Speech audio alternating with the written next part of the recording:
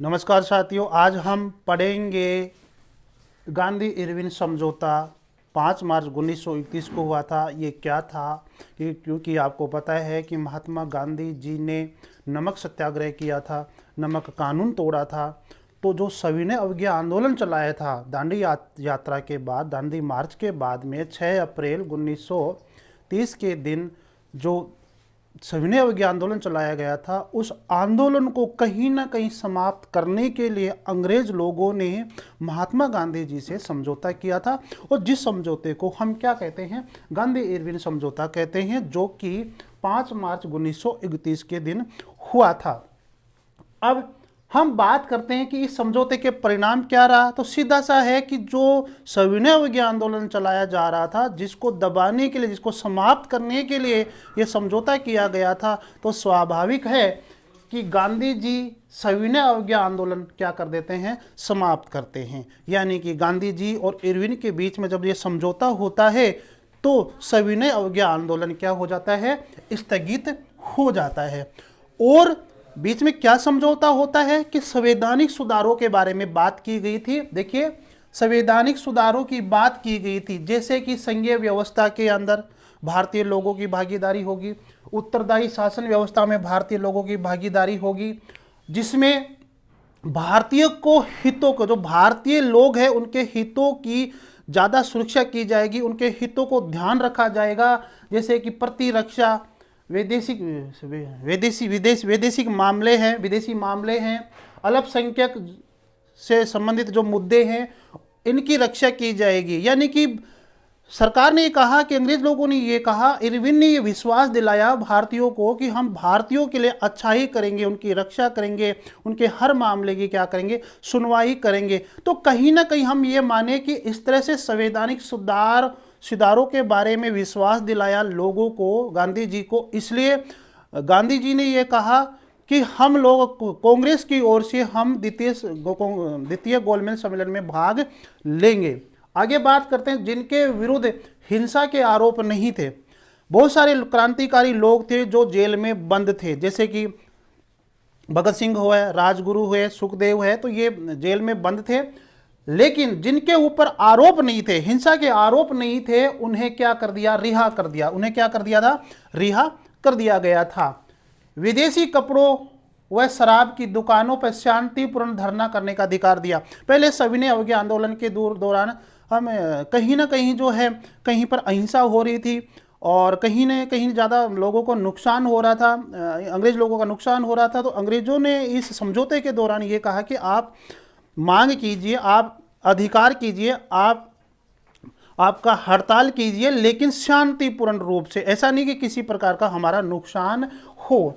समुद्र तटीय क्षेत्रों में नमक कर दिए, यानी कि बिना नमक कर दिए नमक बनाने का अधिकार दिया था। अंग्रेजों ने कहा कि आप नमक बना सकते हो समुद्री तटीय क्षेत्रों के अंदर, अब आपसे हम क्या नहीं लेंगे, नमक के ऊपर टैक्स नहीं लेंगे, कर नहीं लेंगे। और इसीलिए तो नमक के ऊपर टैक्स लगा दिया था, कर लगा दिया था। इसीलिए तो महात्मा गांधी जी ने दांडी मार्च शुरू किया था, दांडी यात्रा शुरू की थी। बाद में वो सविनय अवज्ञा आंदोलन में बदल जाती है। तो वो टैक्स जो है ना, उसको समाप्त कर दिया गया था।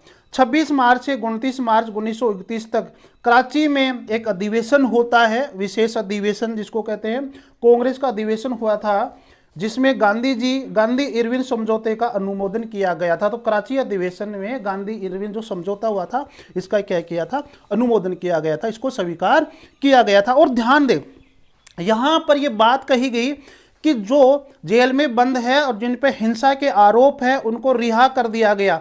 लेकिन महात्मा गांधी जी ने यहां पर इरविन से, अंग्रेजों से यह नहीं कह सके कि हमारे राजगुरु भगत सिंह और सुखदेव ये भी निर्दोष है, इनके ऊपर किसी प्रकार का हिंसा का आरोप नहीं है, भले ही हो, लेकिन गांधी जी ने ऐसा कुछ कहा ही नहीं।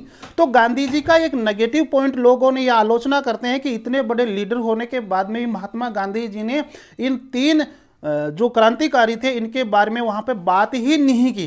तो गांधी जी के जो गांधी युग है, तो कहीं ना कहीं लोगों की ने यहाँ पर उनकी आलोचना की थी कि गांधी जी इतने बड़े सरकार के साथ, इरविन के साथ समझौता करने बैठे हैं, और जो जेल में बंद है, जो मुख्य रूप से जो क्रांतिकारी जो जेल में बंद है, उनको छुड़ाने का कोई प्रयास ही नहीं किया, और उनको तो फांसी दी जा रही थी। और गांधी जी इतना तो कह सकते थे कि भाई इनको फांसी मत दो, उम्र कैद में बदल दो, लेकिन गांधी जी चुप रहे। तो यहां पर गांधी जी की बहुत बड़ी आलोचना की जाती है आलोचकों के द्वारा, विद्वानों के द्वारा।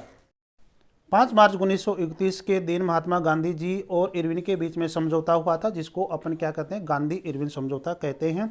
और इस समझौते के अंदर संवैधानिक शासन व्यवस्था की बात की गई थी, जिसमें यह कहा गया था कि हम भारतीयों के लिए अच्छा करेंगे, चाहे वो किसी भी प्रकार का मुद्दा हो, भारतीयों के लिए, हम भारतीयों के लिए अच्छा ही काम करेंगे। और इसीलिए महात्मा गांधी जी ये राजी हो गए कि आगामी आने वाला जब भी द्वितीय गोलमेज सम्मेलन होगा, उसमें कांग्रेस की ओर से कोई ना कोई प्रतिनिधि जाएगा। जब गोलमेज सम्मेलन हुआ था द्वितीय, तो उसमें कांग्रेस की ओर से एकमात्र प्रतिनिधि के रूप में महात्मा गांधी जी ही जाते हैं। और देखते हैं क्या होता है वहां पर। द्वितीय गोलमेज सम्मेलन 1931 में होता है, और ध्यान दें 7 सितंबर 1931 से 1 दिसंबर 1931 तक यह सम्मेलन होता है। ये तारीख आप जरूर याद नोट कर लेंगे। और देखो, कांग्रेस की ओर से एकमात्र प्रतिनिधि के रूप में गांधी जी गए थे, ये जरूर याद रखें आप। बहुत इंपॉर्टेंट क्वेश्चन है कि ये भी पूछा जा सकता है कि कौन से सम्मेलन के अंदर महात्मा गांधी जी ने भाग लिया था। तो द्वितीय गोलमेज सम्मेलन, एकमात्र द्वितीय गोलमेज सम्मेलन में भाग लिया था। दूसरा क्वेश्चन आपसे क्वेश्चन ये पूछा जा सकता है कि कांग्रेस के प्रतिनिधि के रूप में एकमात्र कौन सा व्यक्ति है जो द्वितीय गोलमेज सम्मेलन में भाग लिया था, तो वो है महात्मा गांधी जी। अब ध्यान दो, जब महात्मा गांधी जी वहां पर गोलमेज सम्मेलन में गए थे, तो ब्रिटिश सरकार की आलोचना की किसने? विंस्टन चर्चिल ने ब्रिटिश सरकार की आलोचना करते हुए महात्मा गांधी जी के बारे में क्या कहा? महात्मा गांधी जी को क्या कहा? देशद्रोही फकीर।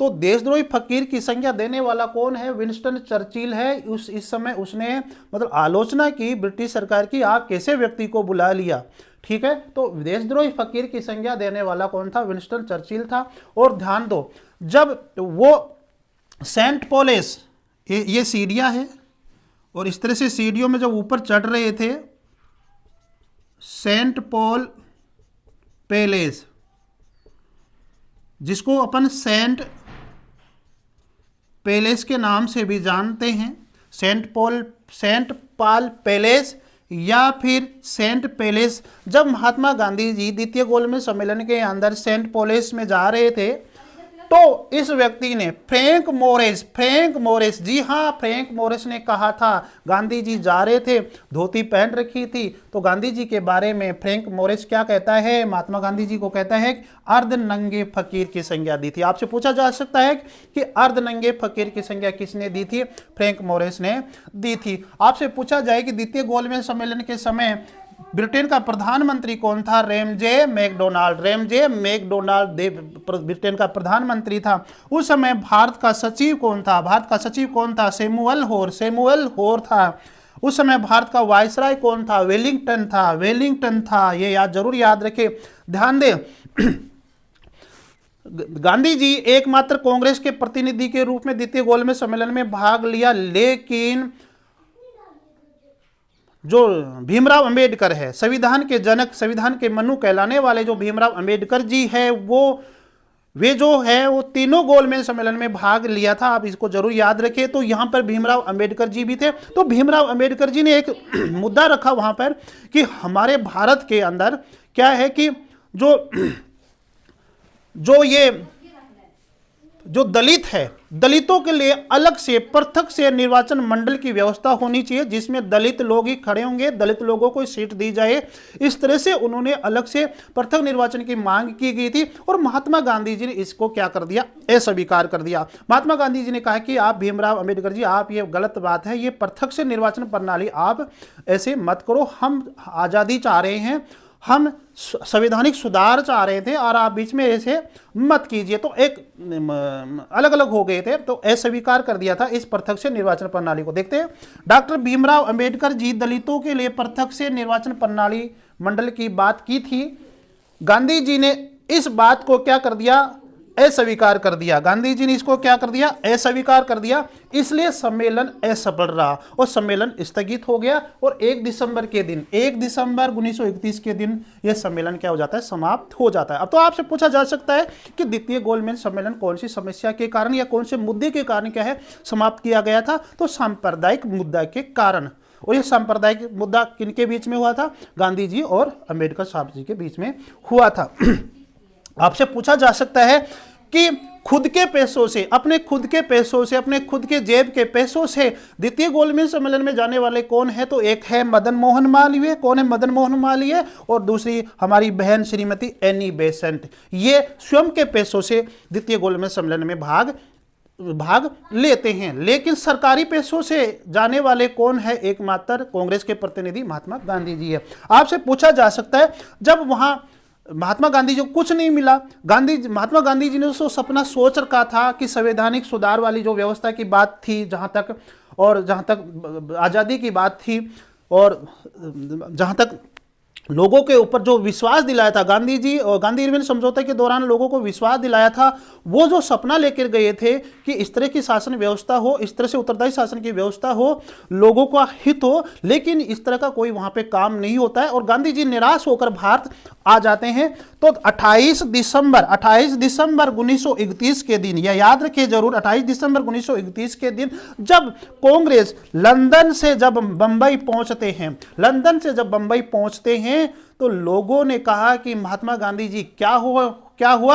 लेकिन महात्मा गांधी जी निराश जरूर थे, लेकिन अपना हौसला बनाए रखा और कहा कि आपने जो मेरे को सपना दिखाया था, जिस कारण से मेरे को आगे भेजा था, उसकी मैंने वहां पर नींव लगाई है, उसको झुकाया नहीं। आगे देखिए क्या कहते हैं फिर बाद में, यह सच है कि मैं खाली हाथ लौटा हूं, किंतु मुझे संतोष है कि जो ध्वज मुझे सौंपा गया था, मैंने उसे नीचे नहीं होने दिया और उसके सम्मान के साथ समझौता नहीं किया। तो स्वाभाविक है, महात्मा गांधी जी ने समझौता नहीं, किसी प्रकार का समझौता नहीं किया।